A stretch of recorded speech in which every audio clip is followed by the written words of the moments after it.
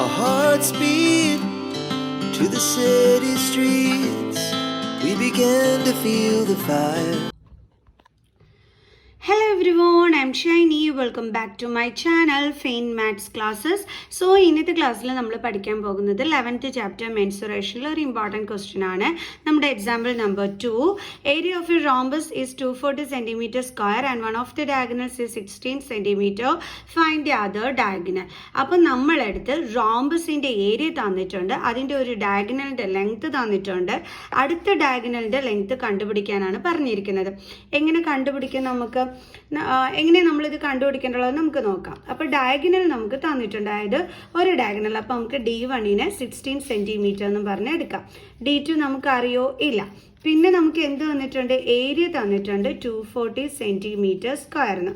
അപ്പോൾ ഇങ്ങനെ area is equal to 240 എന്ന് എഴുതി കിട്ടാൻ നമുക്കൊന്നും കണ്ടുപിടിക്കാൻ പറ്റൂല അല്ലേ. അപ്പോൾ നമ്മൾ എന്ത് ചെയ്യണം, ഇതിന് പകരം ഇതിൻ്റെ ഫോർമുല എടുത്ത് എഴുതി വെക്കാം. എന്താ നമ്മുടെ formula? ½ × D1 × D2 is equal to എത്രയാണ്? 240. സോ ½ × D1 എന്ന് പറയുമ്പോൾ 16 × D2 is equal to 240. So ഇതും കട്ടായി പോവും. അപ്പോൾ നമുക്ക് 8 × D2 is equal to 240. Then D2 is equal to 240. 8 × ആണ്, ട്രാൻസ്പോസ് ചെയ്യുമ്പം ഡിവൈഡഡ് ബൈ 8. അപ്പോൾ നമുക്ക് എത്ര കിട്ടും ആൻസർ? 30. സോ അപ്പോൾ D2ൻ്റെ ആൻസർ എത്രയാണ്? 30. ഇവിടെ സെൻറ്റിമീറ്ററിലാണ് കൊടുത്തിരിക്കുന്നത്.